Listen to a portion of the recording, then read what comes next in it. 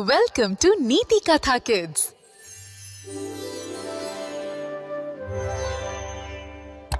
रवीला खेळायला खूप आवडायचे, पण त्याचे बूट नेहमी चिखलाने भरलेले असत आणि तो त्यांना तसेच दाराजवळ सोडून द्यायचा.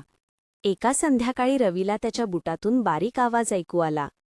जणू ते काहीतरी पुटपुटत होते आणि त्याला खूप आश्चर्य वाटले. रवीने दुर्लक्ष केले. त्याला वाटले त्याला भास होत आहे आणि त्याने बूट तसेच ठेवून दिले. पण दुसऱ्या दिवशी ते बूट त्याला खूप जड आणि कडक वाटले. शाळेत जाताना ते बूट त्याला पुढे चालू देत नव्हते. जणू ते चिखलामुळे खूप भुकेले आणि जड झाले होते.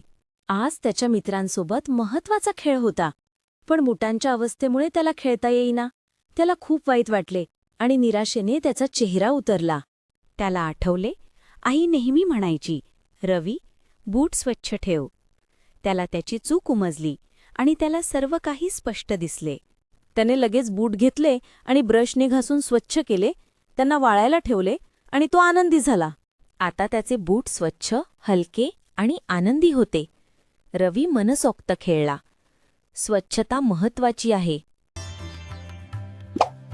Like, share and subscribe for more stories.